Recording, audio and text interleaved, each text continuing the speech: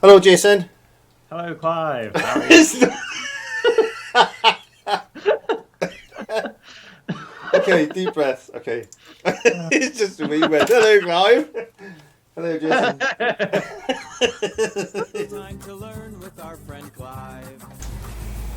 Hello, welcome to Talking About Painting with Jason and Clive. Yes, and I'm just I'm just sitting back having a look at you, Jason. Hello and welcome, and thank you very much for joining me in the studio. Now, Jason Bowen has challenged me to a master painting.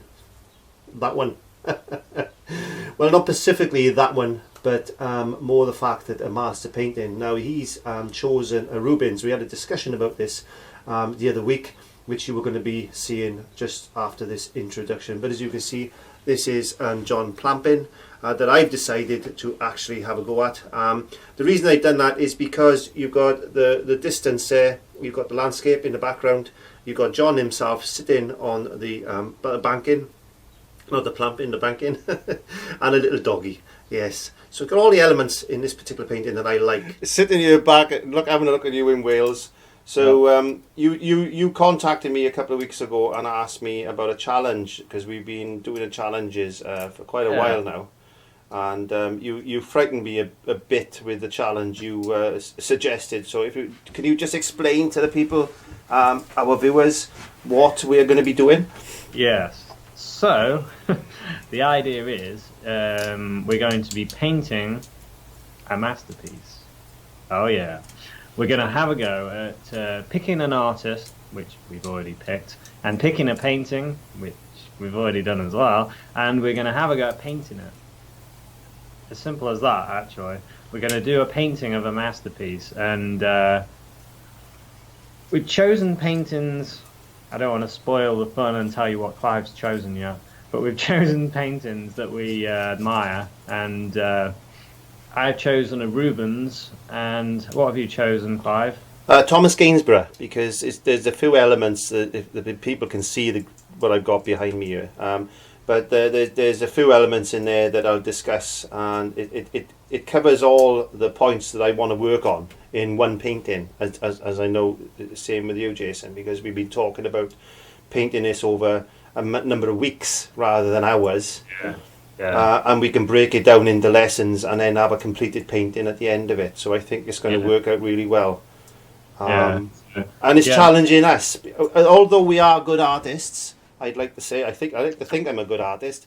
It's going to be a challenge for us. So, I think that's good to push our boundaries and to show people that, we got to do that as well. Yeah, I think doing a master painting, it's going to really put pressure on yourself to do something good. And I've noticed a lot of times with me, because I do have a bit of laziness in me, I don't always paint at my best. I don't challenge myself enough, I don't think. And doing something like this, it's quite a big painting that I'm doing, and it's going to be hard because it was done by a much better painter than me. But just to show you part of the painting I'm going to be copying, this is on photographic paper. This is Susanna by Rubens, and I've tried doing a Rubens painting before, and I struggled, to be honest. I never finished either of them, and mainly because I didn't have a method, and a method. Well, it's like everything, really, Jason. When we're doing something like that, we put it down and it's forgotten about for a week, 2 weeks, a month. We're all involved in other projects, being YouTubers. We've always got to paint, but some of those projects get put down and forgotten about, and I think we're all in the same situation. I've got paintings here that have half finished or half started, whichever way you want to look at it. But I mean, yes, it is. So half started in Wales and half finished in the UK, in England. But I mean, it's true though, and I think that most artists do that, especially as with what you do, painting in oils. Big projects, you've got to let them dry off. You know, you've got no choice. But so how are you going to paint this? Are you going to paint this in acrylic or in oils or? I'm going to do it with oils. My favourite is oils, water mixable oils. I don't use the other type anymore.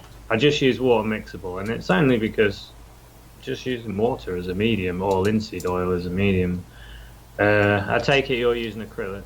I'm going to be using acrylics, but I'm going to be trying to replicate oil paint as close to as I possibly can, because I got a few tricks up my sleeve with regards different mediums and things. Not mediums that I make, but mediums that are easily accessible to people on the high street. And I'm going to be using a mixture of acrylic paint and Dulux household emulsion, a bit like John Myatt. So I've been watching John's work a lot. There's currently a TV program called Fake on HTV, which I'm watching. clive5art, yeah. So it's something that I'm interested in. I've done a few copies. I have done a few copies of different paintings over the years. But nothing to this size, or I want to try and replicate it as close as I can. I'm never going to get it perfect, and neither are you, Jace, I don't think. But we're not. If they are that good, perhaps we may be able to make a few quid. But I don't know about the research you were doing. But I'm off to the museum, Cardiff Museum now, to see if I can find some Thomas Gainsborough's work there. Hello and welcome, and thank you very much for joining me on this challenge that Jason has actually set for me. Yes, I'm going to paint away the stress of everyday life here in Wales. It's the National Museum of Wales, there we are. And I'm here on a Pacific challenge to go and see if I can find a Thomas Gainsborough. How good is that? Yes. So I know the gallery upstairs may have one or two there, but I'm not too sure exactly what they are. So without further ado, let's go upstairs and have a look, see if we can find some Gainsborough so I can do some research. So we're upstairs in gallery 4, and as you can see, I've got a lovely landscape there of Thomas Gainsborough's there, and what I'm looking at this particular thing for is the sky and how he painted the trees, because I think that's important, because this one there, which is a portrait, which he was renowned for, but he actually preferred landscapes. So I'm doing a portrait with an animal in it, yes. So don't set my challenges very easy for myself. But looking at this particular portrait, I can see how he's done the face, the eyes, and how he's mastered the colours with the clothing. And I know he used a very light colour palette. And if you look at the background, you can see it's quite dark, and that pushes the portrait forward. But on the landscape there, which we'll zoom in a little bit closer detail, you can see that it's all nice and bright there in the background, but quite dark in the foreground. Now, we've got to be careful with age. Age is the thing. So when I paint this particular painting, I've got to be mindful of its age as well. So I've got to try and get the colours there, but also I've got to try and age it as well. Nothing like a challenge. And on talking about challenges, let's get into the conversation that I had with Jason about this. So I've seen some Gainsborough paintings when I was in the Coulthard Gallery in London and in the Portrait Gallery, and they're amazing. I can't remember the name of it. It was one of a woman, and it was awesome. He primarily was a landscape painter, to what the research I've done so far.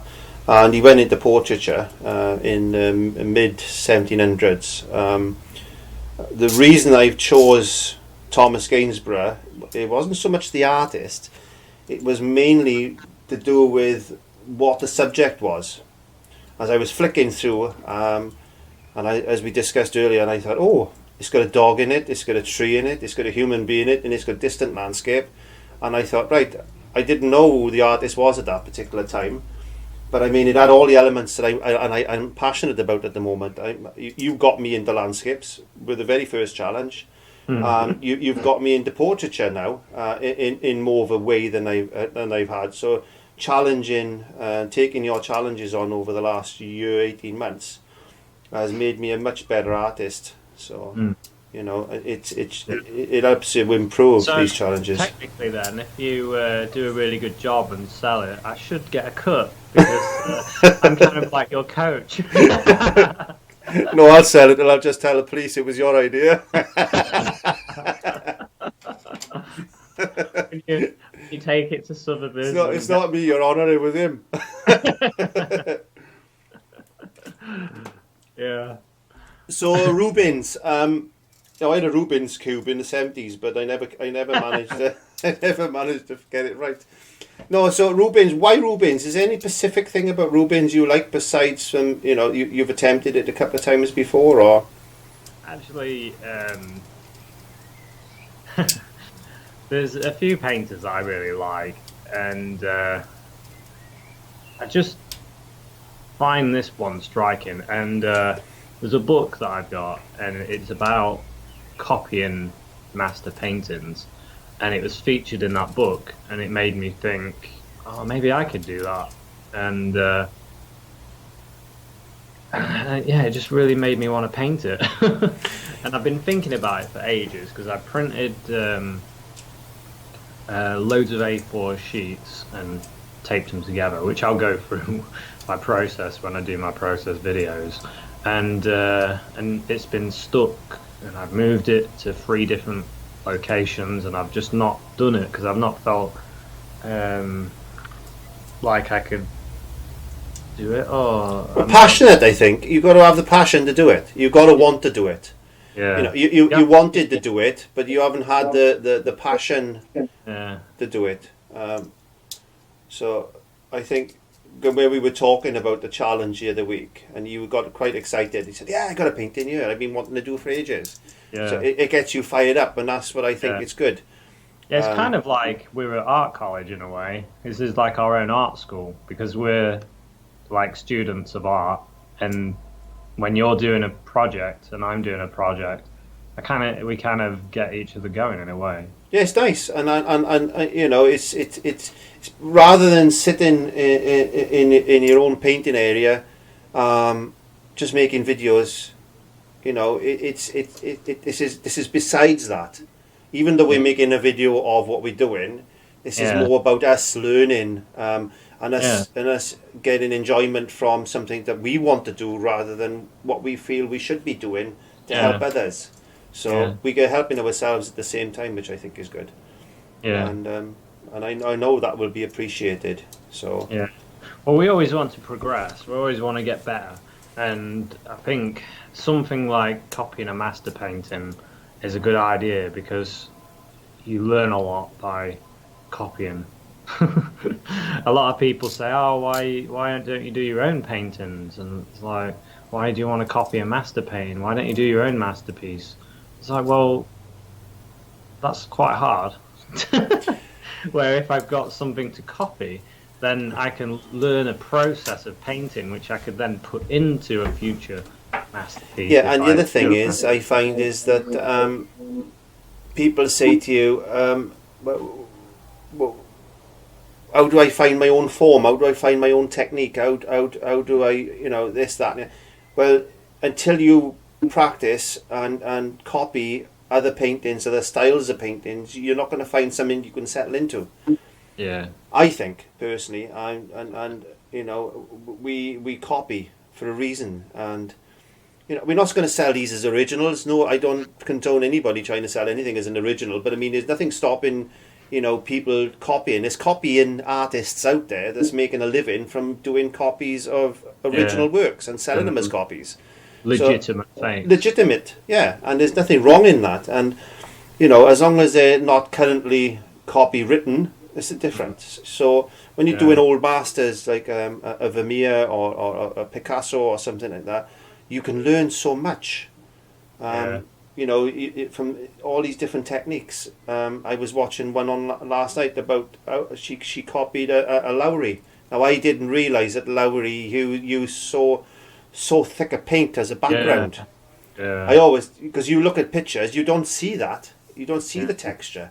And this is why I'm going to the museum now to have a look at the Gainsborough to see exactly how he brushstrokes and things. I saw a Lowry in a museum, and I was surprised how thick the paint was. And he used to scrape paint off with a knife, didn't he, and then paint it. It's amazing, And as I said, to learn those techniques, and you can do that yourself then, and you can start finding who you are as an artist then, I think. Yeah, I tried to paint in a museum once, but they wouldn't let me. I tried to get permission to copy some paintings, but they wouldn't let you take oil paints in there, which was a shame. You can take cameras and that in now, I think. Yeah, a lot of them you can take photos, because I did, but unless they've still got their copyright, and then obviously you can't. But yeah, so hopefully we do a good job and show some process videos, because I think the process is important, because I've always, well, I don't struggle now with a process, but I've got a process, and I think your process is what creates your style. It is, yeah. So, but I've aged my painting as well. I've already aged the back of it. They made it look really dirty and scruffy, and one of the things I'm going to do is get some dust and stuff out of the vacuum cleaner and tuck it down that back. And I want to show that you can make something new look really old and crusty. So I'm gonna really go to town on this one. I do like that idea, actually. I'm doing mine on some board though, so I'm not sure how I can't really age it. What size is the original painting you were going to paint? 85 centimeters. Quite big then. It is.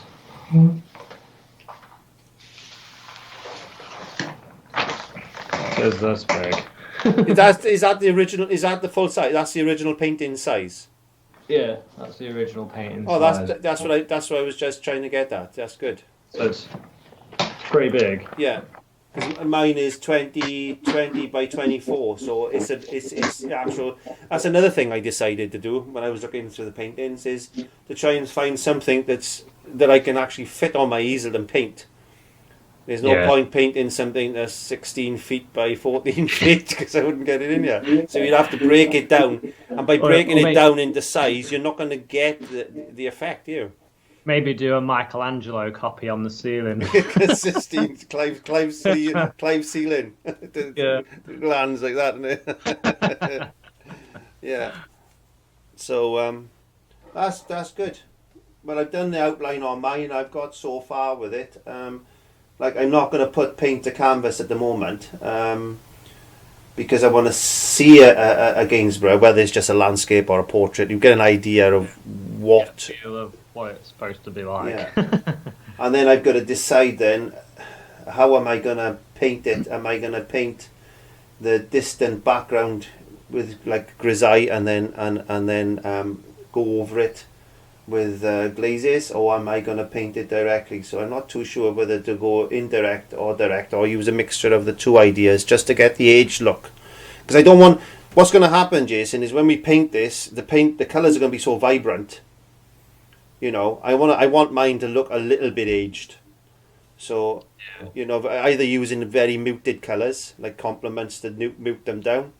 Yeah. Or I'm going to try and just take it down a couple of tones, but I still want the colour there. But, I don't know how good I got a picture, but I don't know how good the original is as far as colours is concerned. And I can't find his palette. I don't know what palette he used. The palette of colours. I think he used a wooden one.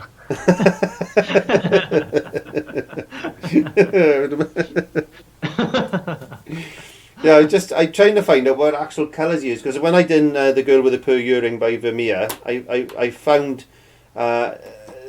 his colour palette and what colours he used, and I mixed these colours then as best I could in acrylics to get, it's like Lowry only uses 5 basic colours, doesn't he? Yeah. So, it's good to know those things, because you're just, fighting against it otherwise. And you can't copy from a photograph unless it's a really good photograph, because the colours can be different. Yeah, I think regards to colouring, unless you've got the original next to you, you're not going to get it right. No, I know that. I know. But I just wanted a rough idea of what... Yeah. It's getting the best high definition photograph you can get, I think. So I've been going around the National Gallery sites, and I know where this painting is. I know it's in London. I even know what room it's in, but I don't know what colour, what colours he used, which is a strange. Is it in the National Gallery? It's in the National Gallery in London, yeah. I've seen it, yeah. Yeah. I remember thinking it was very bright. I was always expecting it to look quite dark because of but a lot of their paintings, they've cleaned the old varnish off, haven't they, and re-varnished them. That's what people forget. See, they think, oh, it's a dirty old painting, but it's the layers and layers and layers of varnish that people put on them over the years. Yeah, that go black sometimes. Yeah, when you think about it, when these were painted, this was like 1750 something. Think of all the oil lamps. Think of the coal fires. Think of all the tobacco smoke. And that's only in that century. You can imagine how dirty and how grimy these paintings are. Yeah. So, I think it's good to do that. I think. I'm really fired up for this challenge. Get excited. Yeah, me too. I'm looking forward to getting started. I always get this feeling of it's like the night before Christmas when I go to bed and I expect loads of presents. And then it's kind of like that because I'm excited about doing it. And then once I get started, start seeing the progress, then I'll be happy. But that's good because, when you fire it up like that, you're enjoying the painting process. So, Yeah. I'm gonna try and video this totally different to what I normally do, and I know you've got ideas to do something similar. Yeah. And I think it's a good way. Because there's no way we can paint this in hours. Well, we could, but it'll be what it is. I want to get this as close to perfect as I can, and it could take me weeks and weeks and weeks. So I think it's a good idea that we break it down into sections, and say we could work on, I could work on the dog, and I could work on the sky on this one, and it's nice to break it down in between the other videos that we put out. I think it'll be it's a good process to follow along with. Yeah. So I totally agree. It's going to be tough, but it's going to be good. Yeah, it's going to test us. That's for sure. So and we've got this other one coming out now.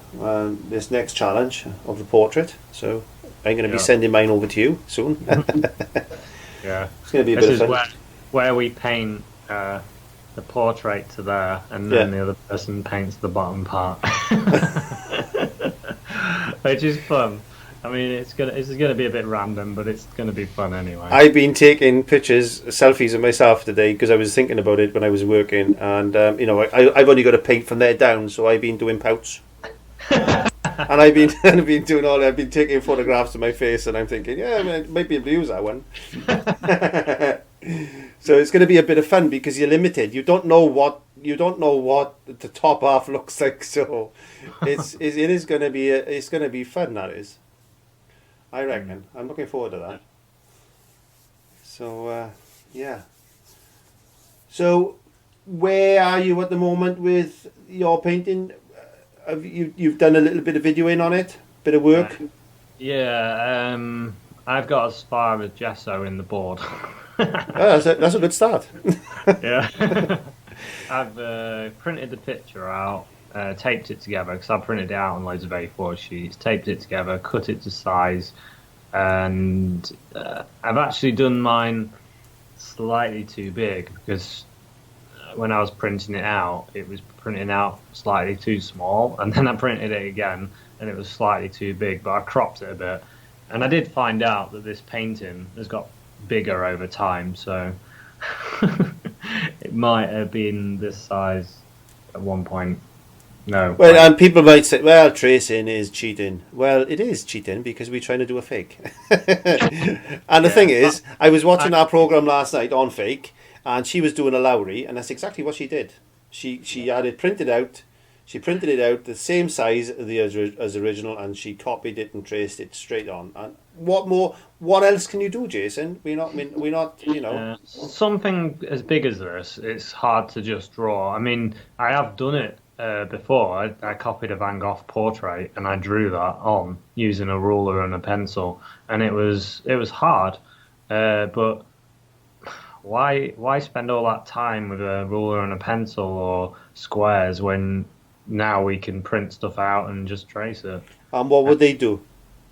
What would the Van Goghs do and all this and you know, what would they do? And the Rubens, if they had the tools, they would use them themselves. Oh yeah, back in the day they would have they did tracings anyway because they used to use chalk and they put pinpricks in the outline and then chalk and That's it. smash Yeah. it on. And they used to call them cartoons. That's where that's cartooning, wasn't it? Because they'd have like a portrait I've got behind me now. They'd have, you know, they could use they could have a drawing of say a woman, and that woman could be in several paintings. Yeah. In several different positions, and Yeah. you know, and that's what they did, you know, and it's I've got drawers and drawers and drawers of tracings of this, that, and the other, and that's no different than any other artist over the centuries have done, you know. There's So- nothing wrong with tracing if you're wanting to improve your painting. If you want to improve your drawing, then you've got to draw, and that's just it. I'm doing this because I want to paint. If I was going to draw it, which I could in my sketchbook, I have thought about doing a quick sketch, but for the process, for me, tracing's the way to go. I bought myself a sketchbook the other week because we were talking about doing some sketch lessons and things, and I am terrible. God, no, really. I've lost so much, honestly, and that's because I haven't been drawing. You know, if you don't paint for a 12-month, it's, you know how to ride a bike, but it takes you a bit of time to get your balance.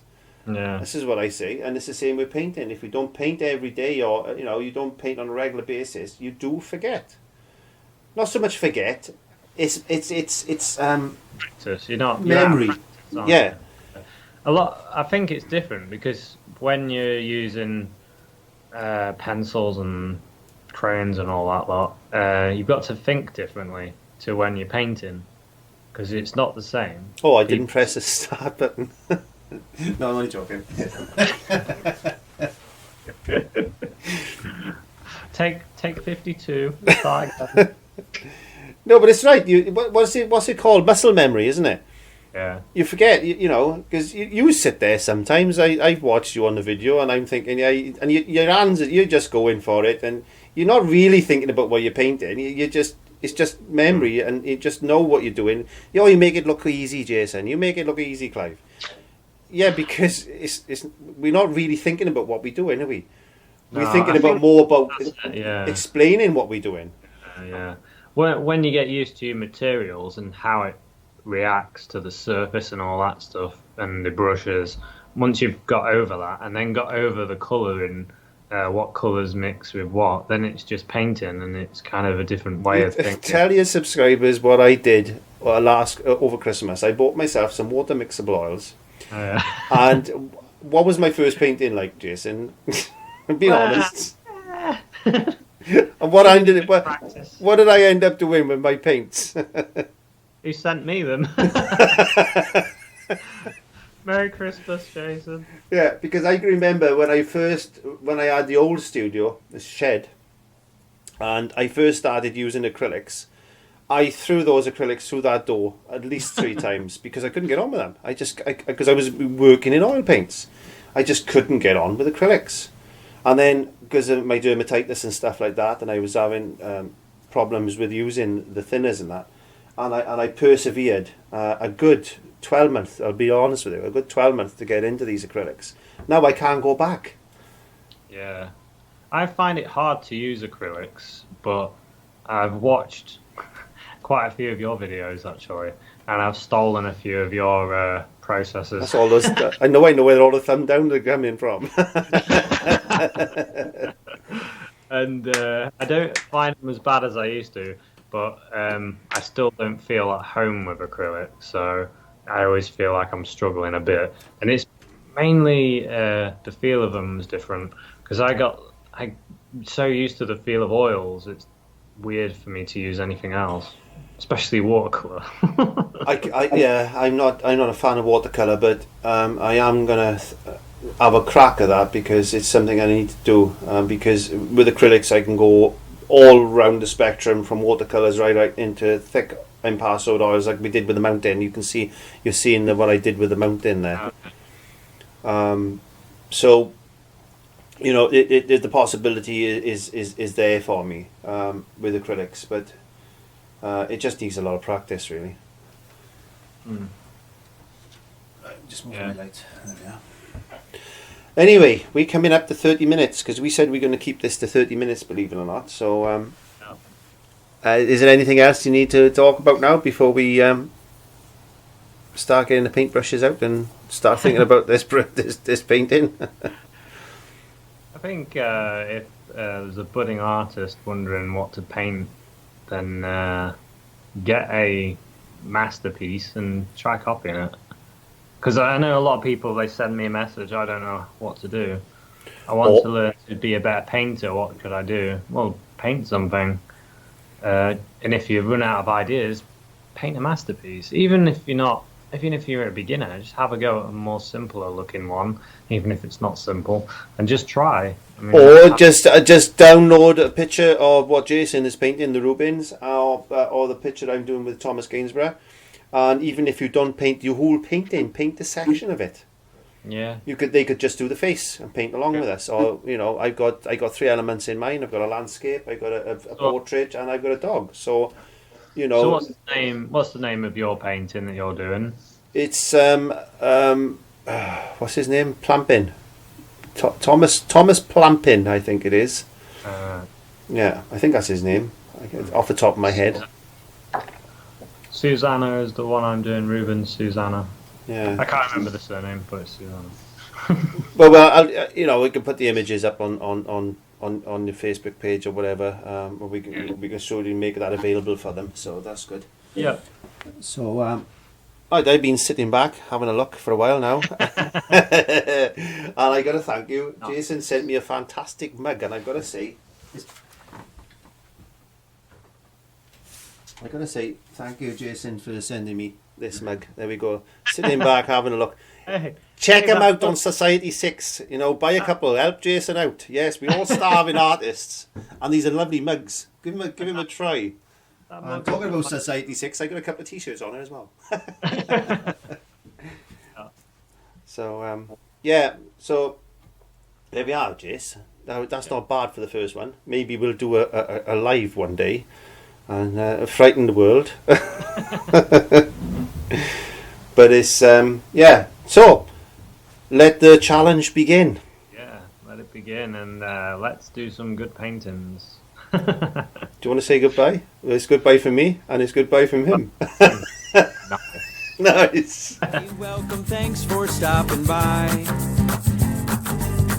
It's time to learn with our friend Clive.